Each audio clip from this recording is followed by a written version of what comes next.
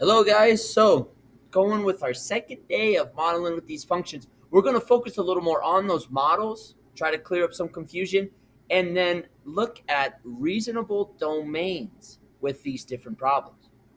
Learning objectives for today, I could write a function in function notation for given situations. I could find the domain and range for each function. Here's example one. Write the function and find the domain and range.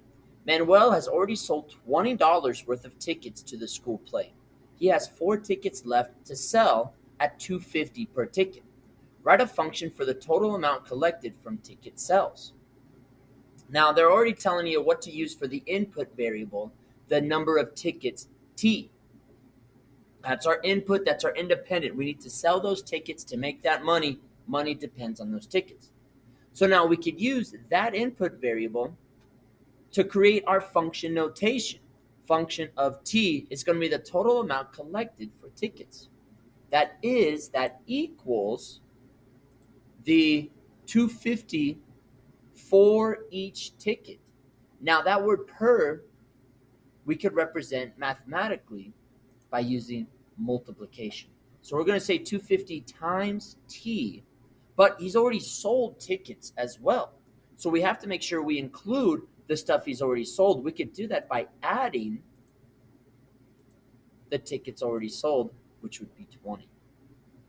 So now we have our function modeled. F of t equals the price per ticket plus what he's already sold. We could put that together and come up with our function. Now, in the problem, it says there's only 4 tickets left. This is the other part I wanted us to focus on. Reasonable domain. Since he only has 4 tickets left, is like every number going to be able to get plugged in? No. Since there's only 4 tickets left, guys, we have to think about these different scenarios. He either sells 0 of those 4, or he sells 1, 2, 3, or 4 of those 4 tickets. He can't sell 5. He doesn't have 5. He can't sell negative tickets. We're not giving refunds. So that reasonable domain would be 0 to 4. Notice there's no decimals, there's no fractions, there's no half tickets to sell. So now with that said, we have our rule 250t plus 20 and our reasonable domain 0 to 4. We could plug those in to find out the range values. If I plug those in, I plug in a 0 to my function, I get an output of 20. I plug in a 1, I plug in a 2, a 3, and a 4. That gives me these different output values, these different range values, 22.50, 25, 27.50, and 30. Let's look at another one. Example 2. A telephone company charges 25 cents per minute for the first 5 minutes of a call, plus 45 cents connection fee per call. Write a function for the cost in dollars of making a call. So they gave us our variable again for m, that's our input. It's the number of minutes used. And again, it kind of makes sense with our independent dependent variables. The minutes has to happen in order for that cell phone company, that phone company, to charge us the different fees. So the money depends on how long we're on the phone. With that said, we can set up our functions. Total cost for one call. Function of m, f of m, is equals the 25 cents per minute, which we could write as our 25 cents times m, plus the initial fee of making the call, which was the 45 cents. This one can be a little confusing, guys, because there is per that shows up twice. Some of us might think, okay, I see the per twice. I got to multiply this thing twice. But no. We're looking at just one call. What's the total cost? Because of that, we have to focus on the per minute instead of the per phone call, because we know we're only focusing on one phone call. So that's why it's times the minute, but just plus the one phone call fee. So we have 25 cents M plus 45 cents. We're talking about the first 5 minutes of a call. So if we're thinking reasonable domain, we could say something like this: 1 minute, 2 minute, 3 minute, 4 minute, 5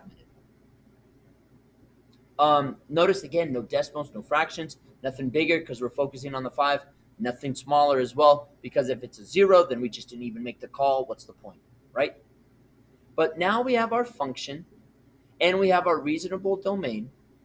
So we could plug those x values, those input values, in to find that reasonable range. And if I do, I end up with 70 cents, 95 cents, on $1.20, $1.45, and then $1.70. Let's try some more. Write a function, find the domain and range. This one says the temperature early in the morning is 17 degrees Celsius. It increases by 2 degrees Celsius every hour for the next 5 hours. Write a function and then find a reasonable domain and range. Coming up with this one here, we could let H represent our hours because we're talking about time and how much the temperature is increasing. So I start here at the 17 and it increases by 2 every hour. So I could say 2 times my hour plus my initial start 17. Focus on what it says next. It says for the next 5 hours. So reasonable domain would be 0 to 5. If I plug that in, I get 17, 19, 21, 23, 25, 27.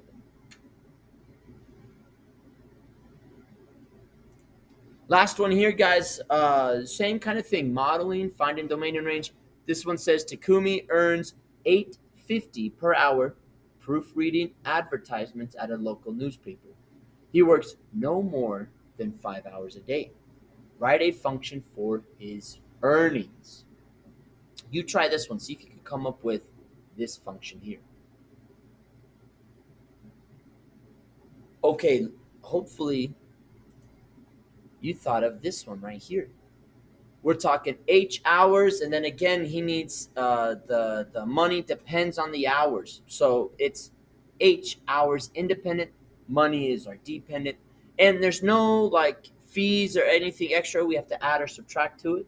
So we could just write this as 850 per hour. We could write this as 8.5 times H. There's our function.